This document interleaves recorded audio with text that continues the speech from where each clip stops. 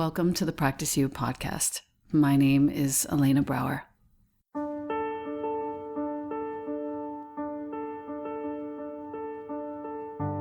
Together, we'll explore and enjoy content and conversations around mastering transitions in our relations, our wellness, our careers, our families, and especially in our missions and visions.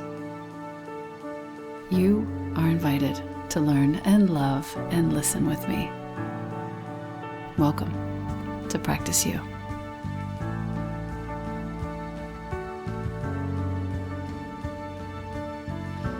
Welcome back to the podcast. I have with me today an old friend from New York, somebody with whom I've practiced and hung out for, 20 years. How long has it been? Yeah, about that, 22. Something like that, crazy. Kimberly Ann Johnson, who has made quite the body of work and name for herself. Her most recent work is a book. It's called The Call of the Wild. And the subtitle is, it's not The Call, it's Call of the Wild. Subtitle is How We Heal Trauma, Awaken Our Own Power, and Use It for Good. This is my current obsession, to become trauma informed, and I want to give you a little bit of background on Kimberly before we get going into a few questions. Obviously, Kimberly is the author of the book Call of the Wild, but she's also the author of the early mothering classic, which you may have seen. It's called The Fourth Trimester: Healing Your Body, Balancing Your Emotions, and Restoring Your Vitality. It was published in 7 languages around the world. She is a sought-after practitioner and lead authority in postpartum health. She's been working hands-on in integrative women's health and trauma recovery for over a decade.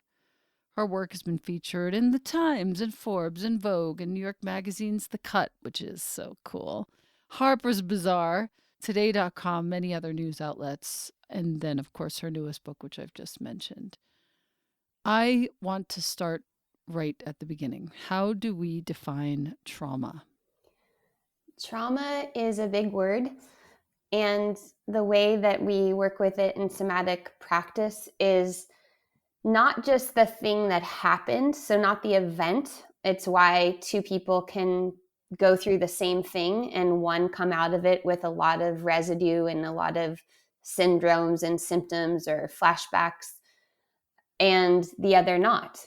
So it's as much as what happened as what hasn't happened. And one other way you could look at it is there are cycles and circuitry inside of our nervous system. You could think of it as like a record going around on a record player. And a trauma is like a record skip. So our system skips at the same time every time we get to a similar situation, or what we call an associative stack. So a series of associations that pings a certain pattern within our own nervous system. I'm on page 36 of Call of the Wild, and the title of this section is Toward a New Understanding of Trauma. And you start this section with, and I quote, "I wish there was a better word for trauma.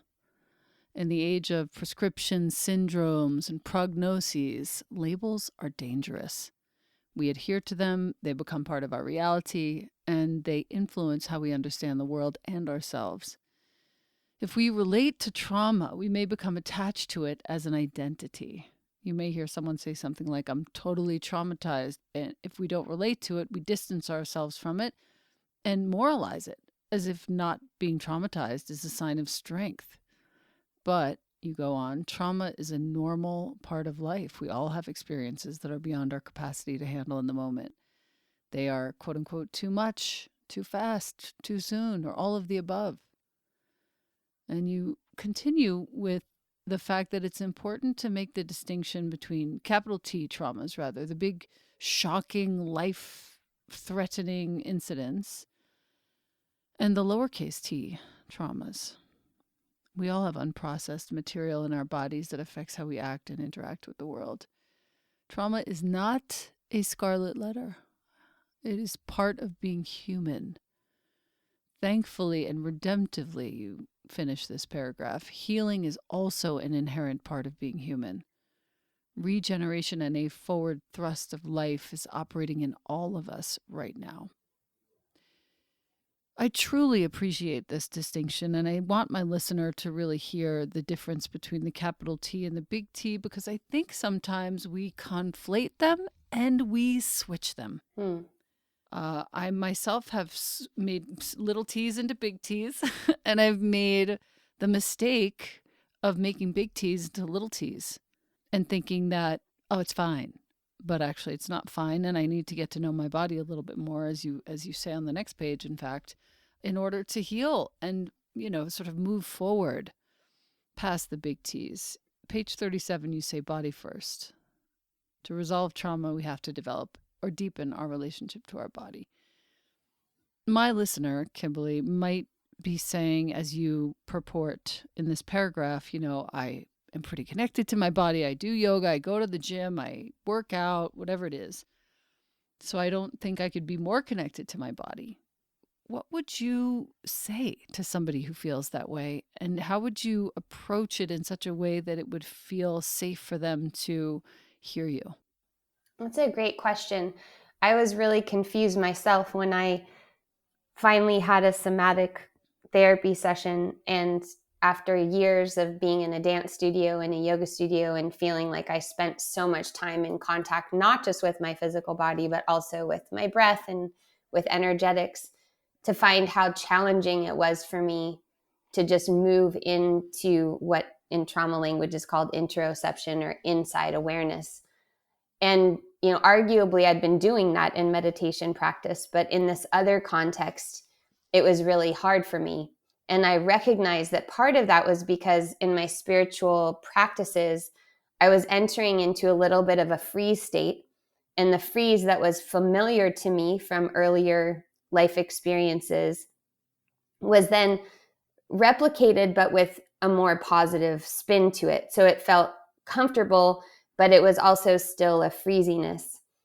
And so, there's nothing there. First of all, if people are satisfied with how their practices and their life is organized for them, and they feel like they're in a really good space, that's wonderful. And, that's really, we're not just scratching around in our entire life history, like trying to pick scabs off to hyper analyze ourselves or to contribute to an addiction to just continually trying to improve ourselves.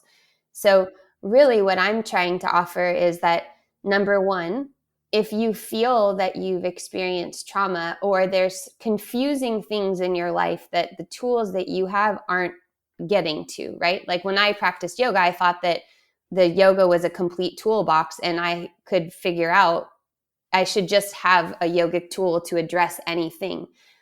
And what I really found was that this is a different kind of a toolbox, or it has been for me in my life. And so number one is to have a lot of compassion that if your body's speaking loudly to you, whether that's you can't sleep or you can't go to the bathroom or you feel like you don't want to go out of your house or certain people make you feel really depressed or anxious, you have compassion for your own experience that you're not doing something wrong. Your physiology is trying to communicate something with you. And then the second thing was just an invitation to be a more careful listener to what your system is telling you rather than feeling like you should feel some other way. Because what happens is when we all want to feel better, we all want to let things go, we all want to get over things, we're all ready to not be triggered by our mom or want to have a great sexual encounter. It's not for lack of wanting. It's that there's still a record skip in there. And that record skip is the thing that prevents us from being fully available to what's happening in the present moment. So if somebody feels that that might be happening for them, then the tools in the book are just a deeper invitation for how to be a better translator of what our body and our physiology are trying to tell us, rather than feeling like our body is an impediment to where we're trying to go. Like, if I just wasn't menstruating or if I just didn't have this ankle pain, then I would be able to do this other thing. That there's not to hyper specialize it either and like pay attention to every little thing, right? We have to learn how to be a good interpreter and to know which signals to pick up on and which ones to let fade into the background. Right. Which is actually the perfect segue to my next question, chapter 3. You write about how we can learn to listen to our bodies, and you offer several tools, several, let's say, channels through which the body speaks. Use the acronym TIMES, capital TIMES. We're on page 55 if you have the book and you're listening to us. Thought, image, movement, emotion, sensation.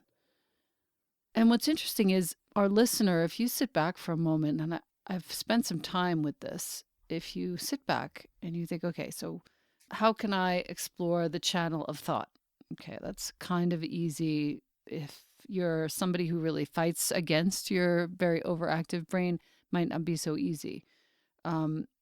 Image also has to do with overactive brain. I feel movement. If you're moving, cool, that's one way to explore how your body feels, but it might actually be gone off the edge and you actually use movement to escape.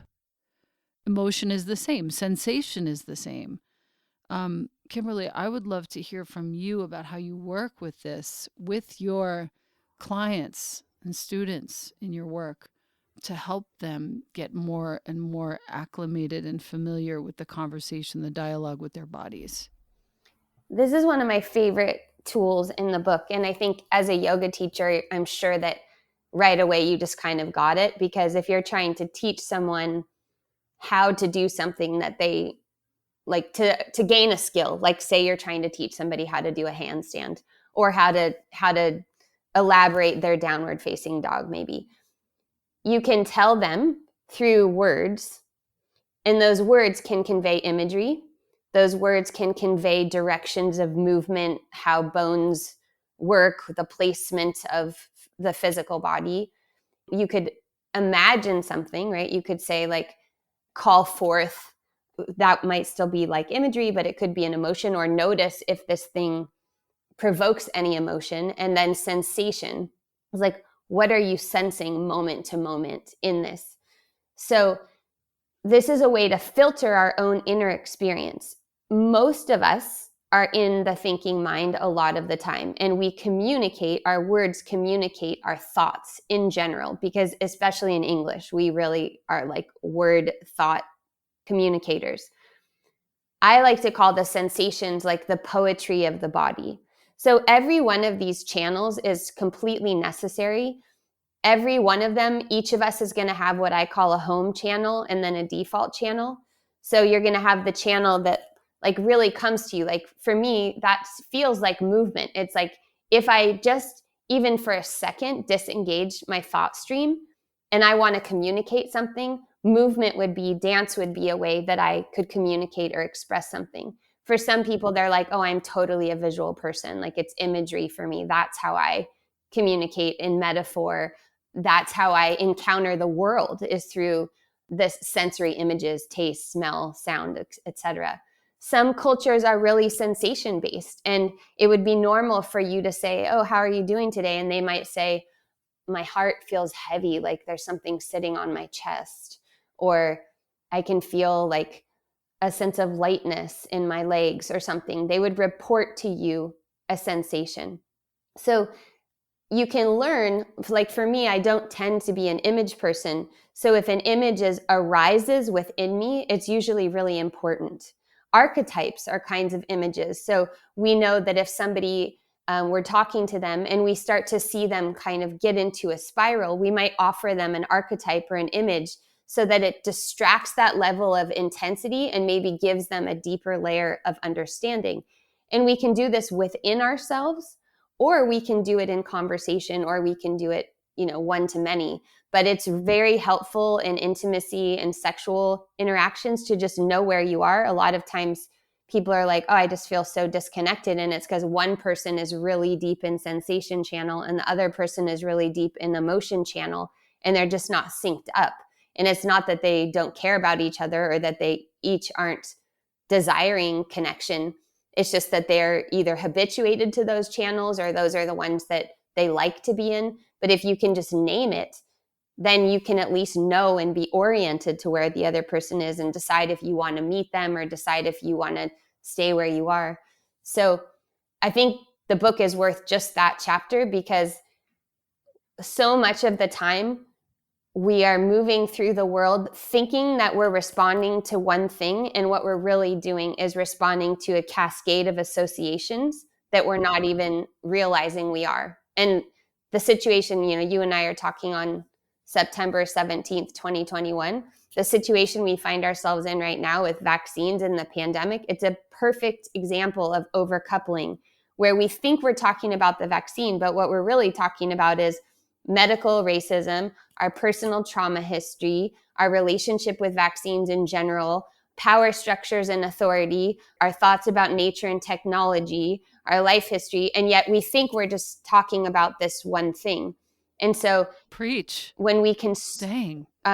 Uncouple this, Ooh. we can start to actually have connection rather than just our activation and our opinions and our charge hitting into each other, becoming like a rantathon within our echo chamber based on those unconscious associations. My lady, let me just pause for a second and say that that's probably the most well articulated explanation of the drama in which we find ourselves right now. Because indeed, I just want to highlight that for a second. It isn't what we think it is. It's not just one conversation. It's so many things, and they're so deeply personal, and it can't be in some public forum. And I think one of the main things that you just said is that we're all on different channels. I really appreciate that, especially in the relationship realm. One of us is in emotion, and one of us is in image, or one of us is in sensation, and one of us is in thought. Mm-hmm. And as you said, to name it, I think the most important thing that I've learned now that I'm almost 51 here, and I've been in a relationship, a really healthy relationship for the last 8 years, is we just have to talk Yeah. a little bit, not even a long time, and make sure that, like, okay, this is where I'm at right now, and where are you at? And then we can find each other wherever it is. And it gets really funny and sexy quickly. Mm-hmm. And it's funny because I think it can sound really just sterile and boring, like, oh, I'm gonna like sit here and tell you like what my thought is or what my emotion is. But actually, the first chapters of the book are about orientation, which to me is like, especially as a spiritual practitioner, huge game changer, because I spent so much time on a mat focused in with drishti, with the very contained space, and thinking that the microcosm is always a representation of the macrocosm. And really the base level regulation of my nervous system came when I learned how to alternate between external world and internal world. But another form of orientation is naming what it is that's happening. And sometimes that is just, I don't know what channel I'm in. I'm so overwhelmed. But at least saying that you're overwhelmed is a step of coming out of overwhelm, right? Because you're It also brings you mobilizing. together. Right. And then the other person's not guessing, and they're not Right. making a story up about it, that somehow it's about them. But even being able to do that is coming out, is differentiation. It's coming out of the amalgamation that is the relationship and back into yourself. And so that's another inner outer of, like, I can just say, hey, I feel this way, but I'm not blaming the other person for it. I'm not saying it's because of you. And that's why a lot of these conversations happen really well when you're not facing the person, like when you're driving or when you're shoulder to shoulder, because you're looking out on a common horizon. And then it's like, in Portuguese, there's a word third. It's like third party, but not in the bad kind of way. It's like you're looking ahead. You're not facing each other because there's just so much intensity eye to eye. So I think just having conversations within relationship or within our communities where we can take responsibility for our own level of activation And it doesn't mean you have to manage it. It doesn't mean you have to be less angry about it. It doesn't have to mean you have to care less about things. But when you know that it's coming from within your own system, then you're a step in the direction of understanding, for instance, that the information you're retrieving is most likely matching your level of intensity and activation. And that's the danger of social media, is that then you just find more and more and more evidence to support your level of activation. It's why some people Right. are addicted to watching things like Special Victims Unit. Like, some people are like, oh yeah, I watch that to go to sleep. Okay, well, that's telling you that your nervous system runs at a really high level of sympathetic activation under threat, and you need something to match that to deactivate you.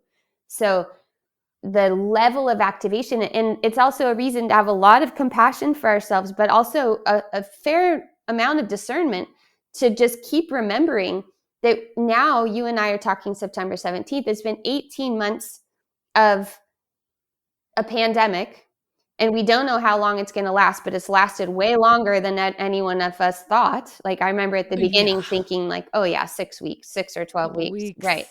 And then it was like, I was writing my book and I was saying things like, we're halfway through. And then somebody would be like, well, how do you know we're halfway through? And I'm like, I don't. Like, I just somehow kind of thought that. So it's, we have to recognize that that amount of stress and changing lives and migratory patterns and deaths and fears and disagreements and arguments and tension, all of us are carrying more activation. It doesn't, you could be the most enlightened person on the planet, but if you are in a human body, we are echolocators. We can feel the other members of our species and other species around us. So knowing that, it's just, we're also hard on ourselves, and it's really important to keep remembering, oh, yeah, I'm exhausted. Yes, and part of it is because this is an exhausting time. It's not because it's a me problem, or, oh, I'm so angry about this. Yeah, maybe it's best that I don't just knee jerk respond on social media, which seems to be a popular thing to do because there's not too much consequence for just like fire hosing your moral outrage all over other people's feeds, that we might find another way. And so if you were to use times, thought, image, movement, emotion, sensation, then I would say, okay, how does that anger move? Why don't you put on some music with like strong percussion and see if you can move some of that, and then see after you move with it, what would your action be? That's really well said. I'm finding also that when you mentioned the archetype Mm, aspect, I sort of want to go down that road, but I don't want to lose track of this. The archetype aspect is really important in Call of the Wild. And you talk about in this book, because I've been thinking about it so much lately about the difference between a predator and mm. a quote unquote victim. You talk a lot about this, and I feel like it has completely shifted so much of how I think and operate in the smallest moments in my household, in my relationship with James. Can you talk a little bit about how this came to be in your understanding, the shift from sort of victim to predator, and why that can be so deeply empowering and change things for the much better in many relations? Yes. So when I'm talking about predator, I usually talk about predator and prey just so that it's in animal language, because victim already starts to sound like there's like a moral judgment. And some people might have, well, some Oh, people interesting. definitely have a moral judgment about the word predator, because none of us, the way that we use it in our Got it. culture, none of us would want to be associated with a predator. And those of us who have been prey especially don't want to be associated with a predator, because we would never want to harm someone in the way that we've been harmed. I think the best illustration of this is, do I have time to tell a little story? Yes, of course. Of course, you have time to tell a story. Okay. So when I was in somatic experiencing trauma school, is what I call it, we were watching videos of predators and prey, not a lot of them, but a few of them. And we were watching a wolf and a rabbit. The lights were off, we're watching it on a screen. And the whole time that the wolf noticed the rabbit and the wolf started coming closer to the rabbit and the wolf was grinding its teeth, and I'm watching the rabbit, and the rabbit's, it's chewing the grass, and then it stops and it knows the wolf is coming.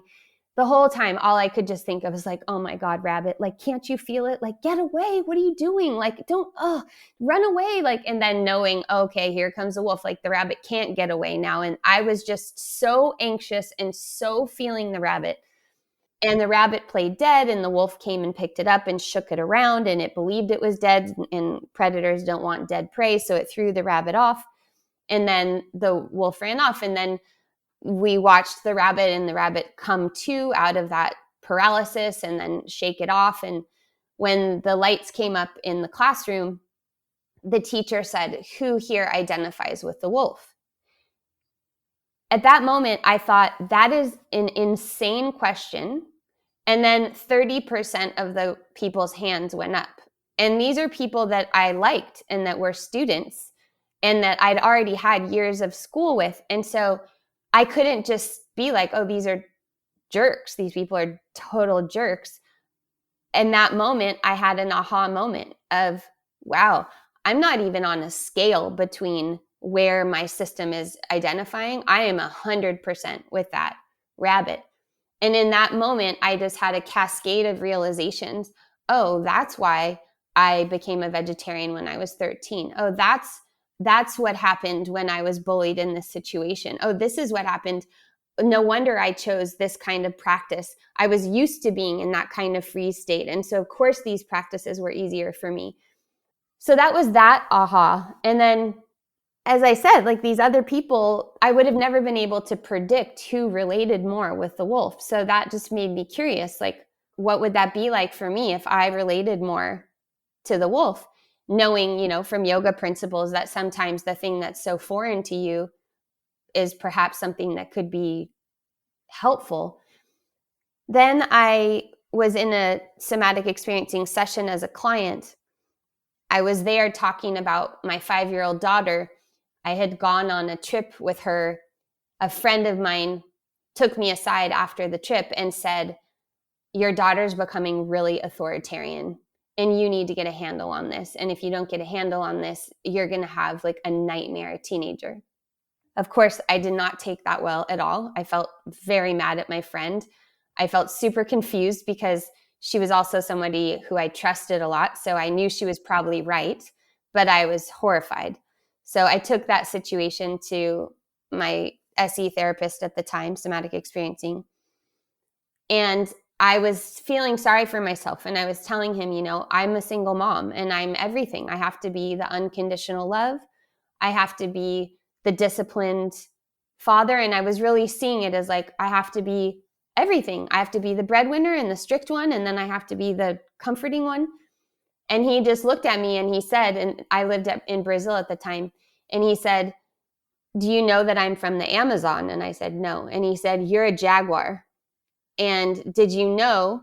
And at the time he was saying, look at you. You have this golden skin and you're spotted because I have freckles. And he said, it's the female that teaches the cubs to hunt. Ooh. Oh, wow. Wow. So in that moment, he fractured that duality that I had created for myself.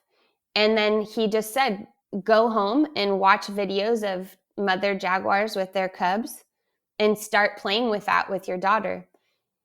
So I did, and I started watching how the cubs how the mother onça bats her cubs around and lays on top of them, and I would just imitate that. And I found that my daughter really loved it, and she loved it when I would basically dominate her and when I would pin her. And of course, I wasn't doing anything violent, but I was using a fair amount of force and then letting her push back against my force and then showing her. Like I used to say in Portuguese, the words are diminutive, so onça and oncinha. So it's like I'm the adult, you're the child kind of thing. I'm the jaguar and you're the cub. And when I wasn't physically doing it, I would say to her, like, who is the onça? Like, who's the jaguar here? And so it really, really helped. Wow, dude. Wow. Yeah. And then from there, just to bring it full circle, I started working with women specifically, and women who had different kinds of traumas from giving birth or from losses, miscarriages, gynecological surgeries, medical stuff. And I had someone come to my office, and she looked like she was incognito. So I live in Southern California. That's where I was at the time.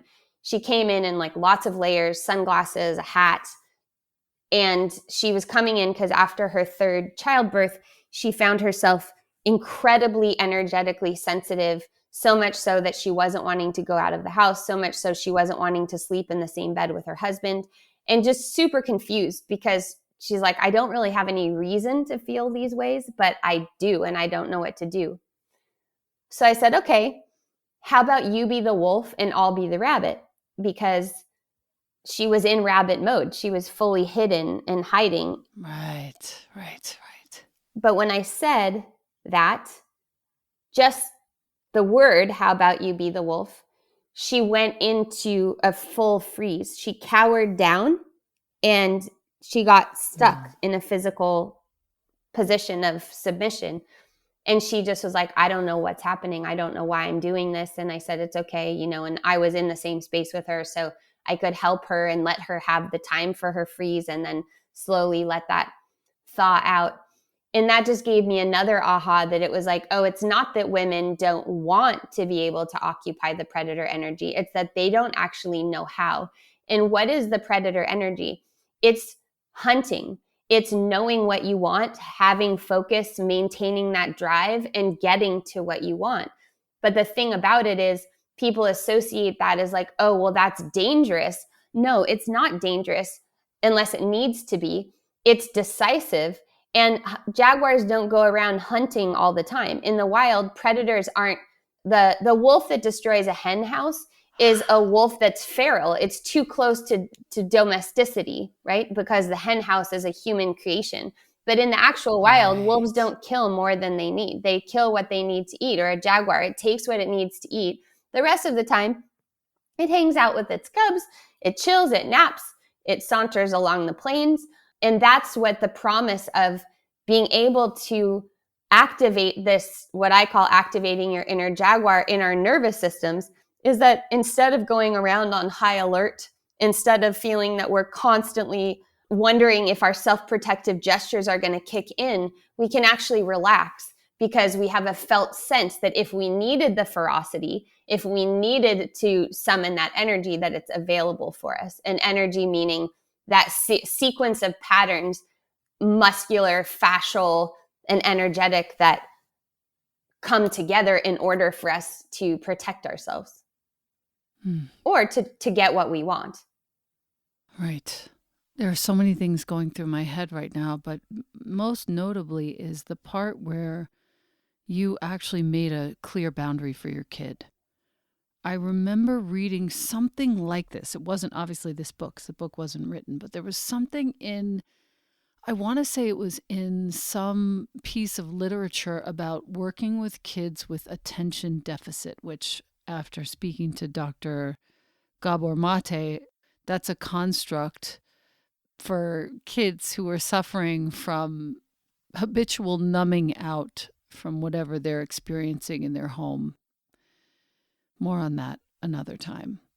However, to put yourself in physical contact with your kid and to even, lay on top of them and give them the sort of animal vibration that you were just referencing. I use that.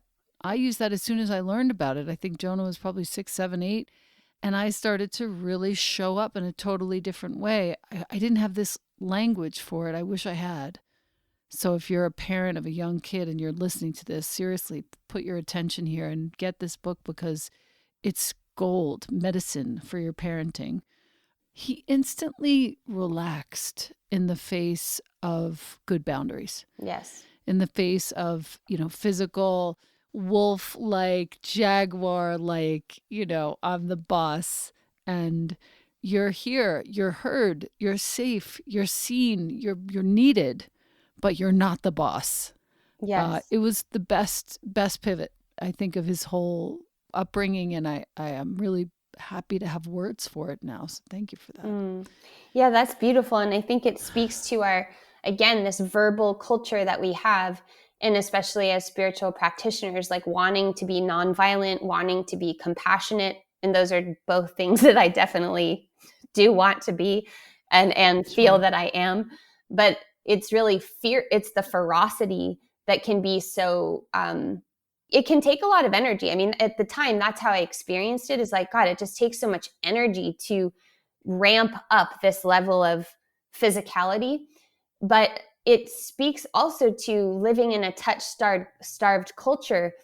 As babies, we have these other channels available to us. I don't know about thoughts for babies, but they don't have words yet. So the way that they are interpreting life in the world is through touch, is through sensation, is through emotion. And so they're all innate languages inside of us. But Mm. what we do with our children is that we talk to them and we explain everything to them. And we think that explaining to them would necessitate a behavior change. But in fact, it's really until about 6 years old that rationality works that well. Now, there's other reasons why we might use words that are really effective. But in general, less words and more contact in a deliberate way can be very powerful and helpful, and also save a lot of energy over time. I mean, I was talking to my daughter in so many different ways, and I would bulge my eyes out at her and I would project my head forward Same. Oh, same. until it was like, okay, this kind of power is not helping. So what happens if I bring it down to all fours? What happens if, I just embody this, Mm. something that's a non-negotiable, right? We see so much negotiating, and the negotiation Yes. is so exhausting for everybody. Yeah. And it's asking for a deeper level of organization. So that organization is when the words you're saying, the tone of your voice, your physical posture, and your facial expressions are all communicating the exact same thing. That's when we believe someone. That's when we get our point across. Okay, does violence happen? Yes. There's definitely, things that happen that are just out of nowhere that we have nothing to do with.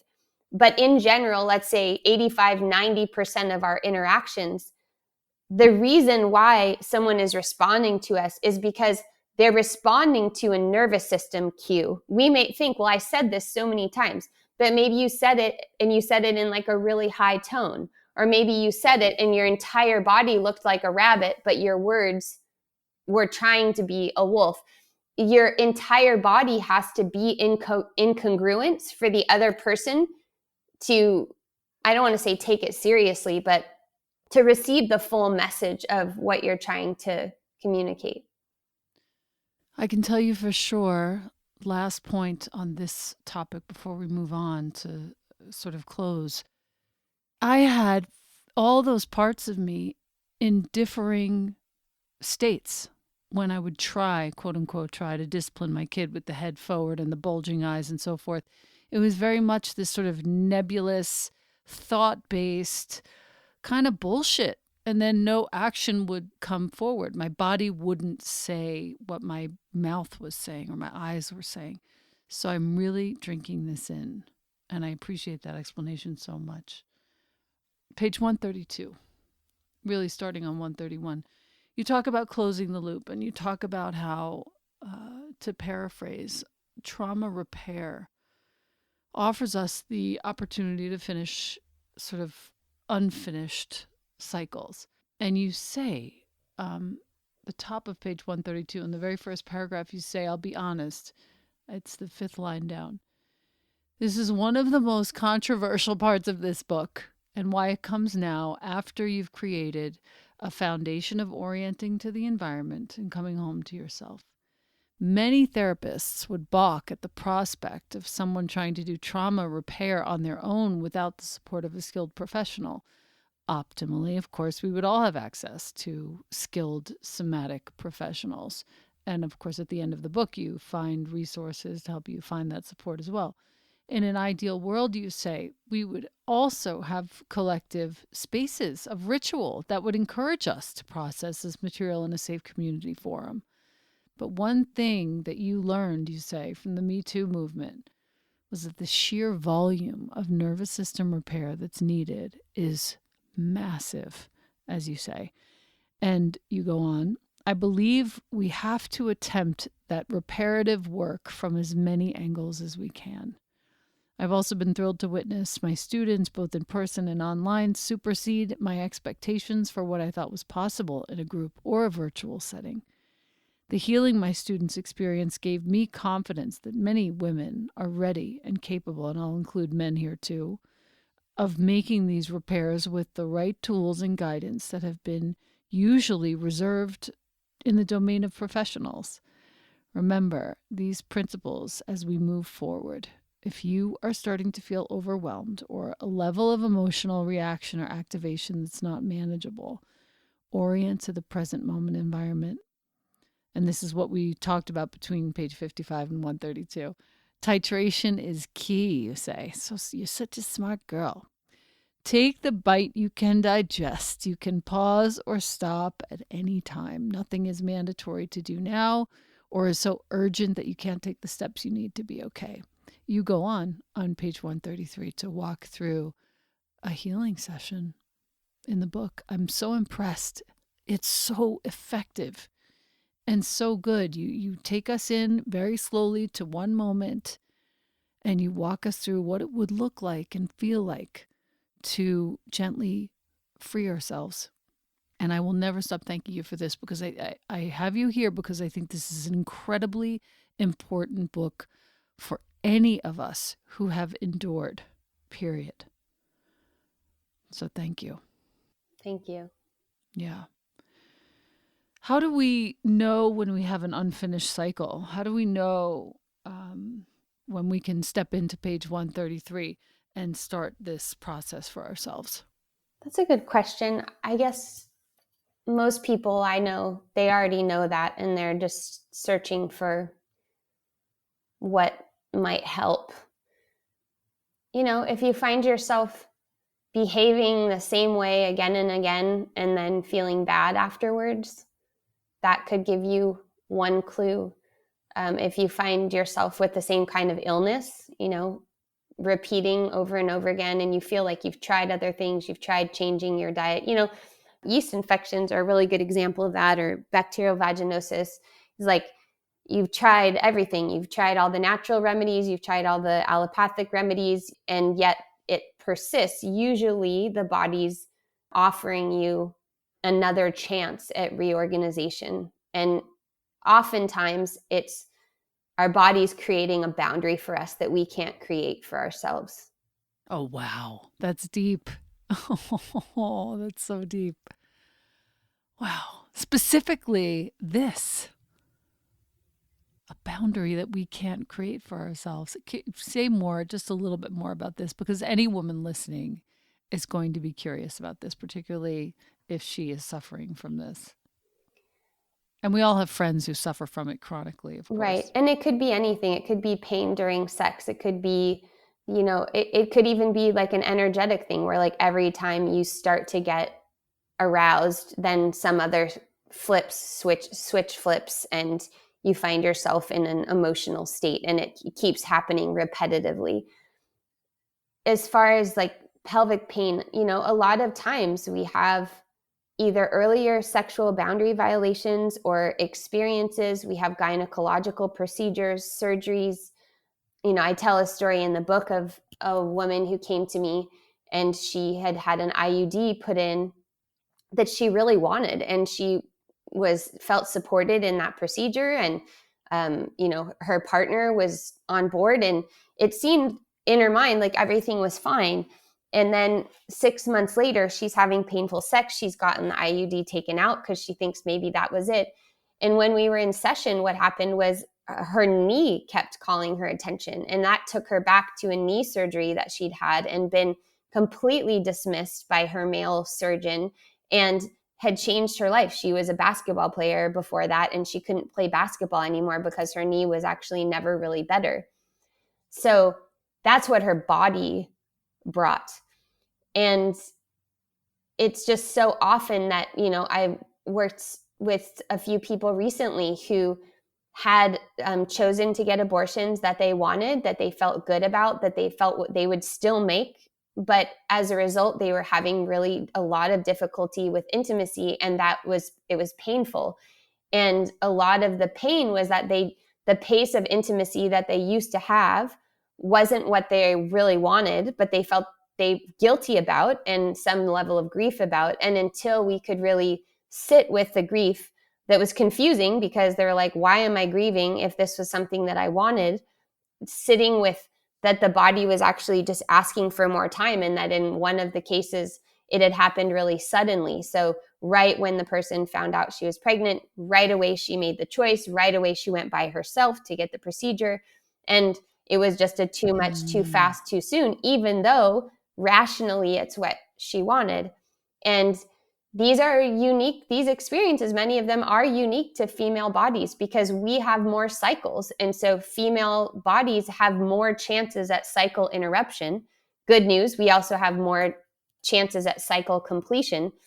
But Right. it's Nice. very particular because there's just so many ways that we interface with authority, whether that's doctors, whether that's spiritual teachers, whether that's bosses. And, this would take us in a whole other direction. But power just really influences how we behave in our nervous systems.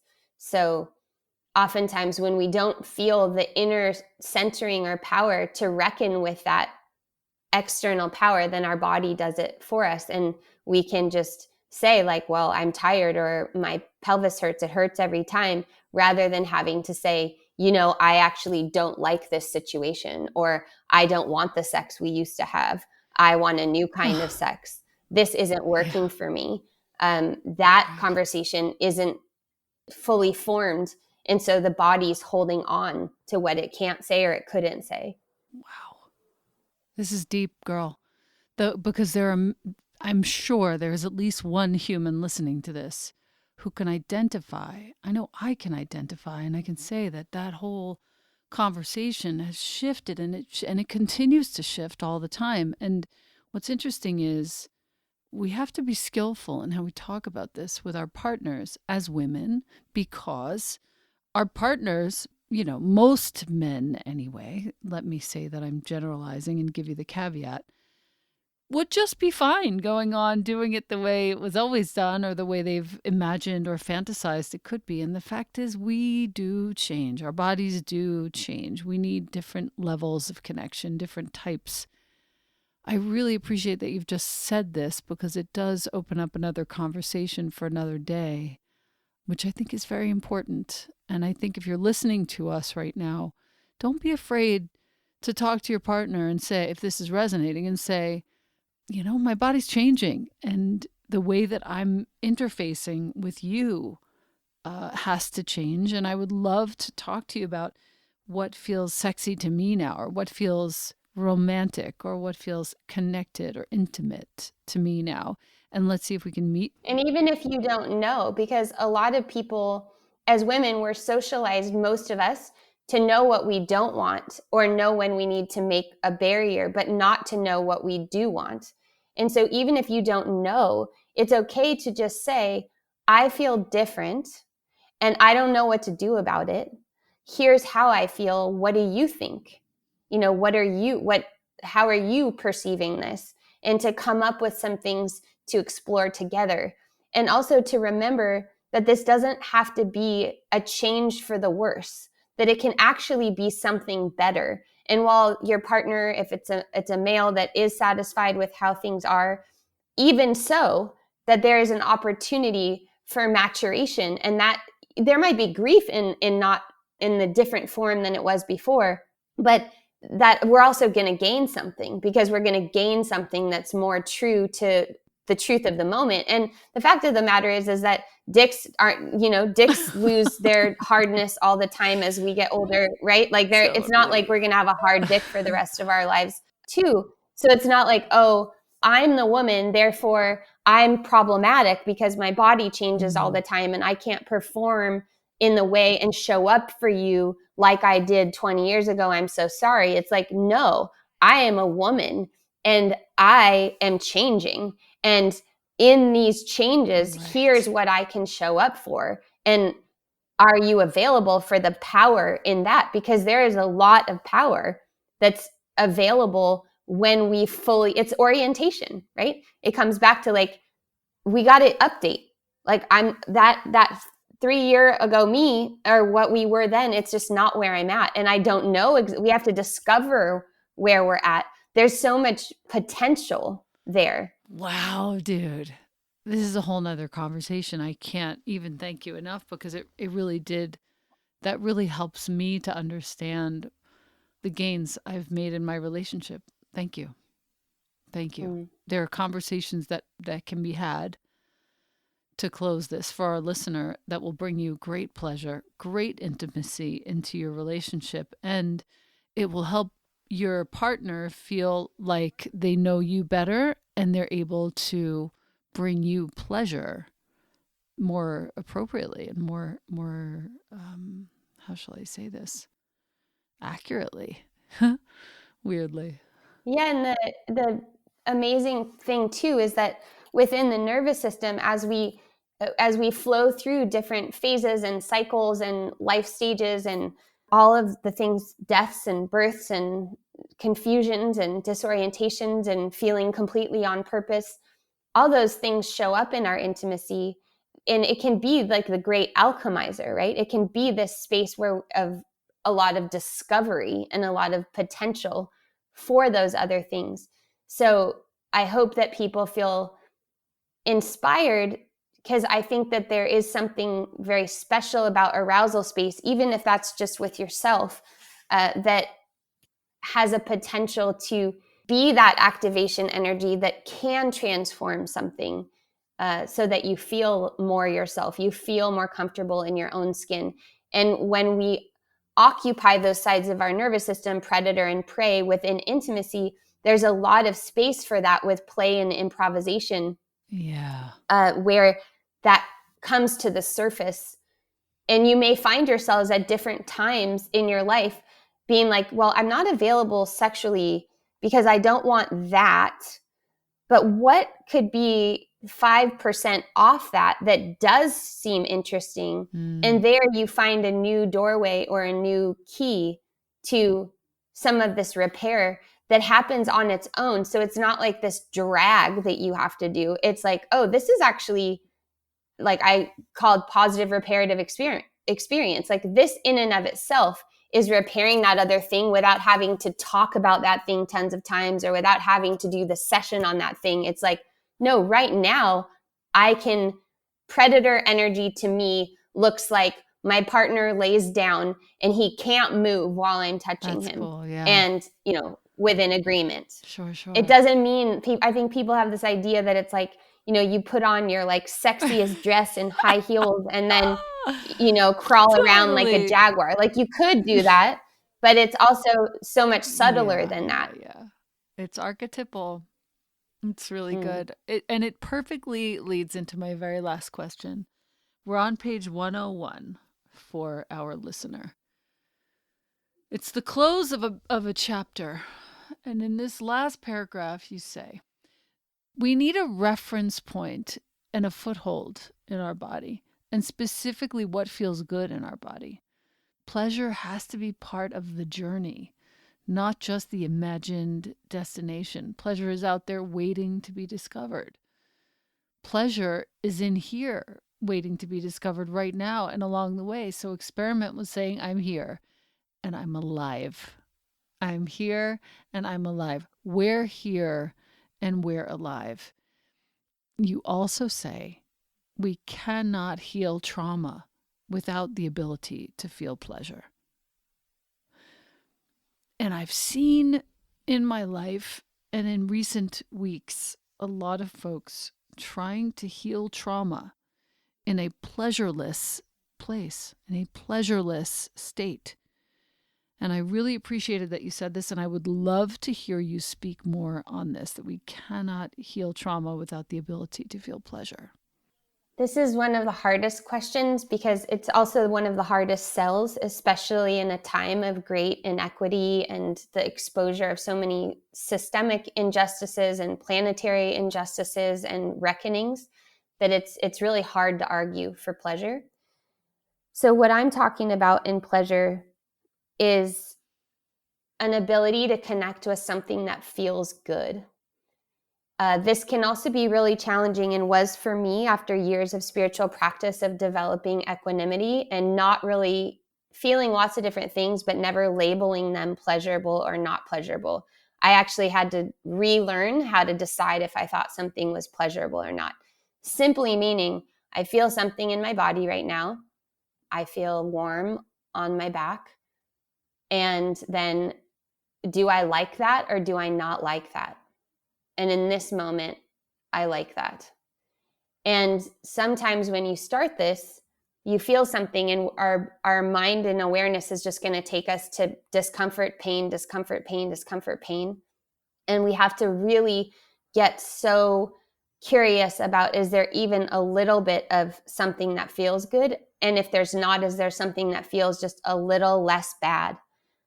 The only way that we can start to attend to these record skips, to these patterns in our system that are relentless, that are frustrating, that sometimes are embarrassing, humiliating, that we would just really rather not deal with most of the time, is to get to zoom out and to be able to see the backdrop out of which that foregrounded experience comes.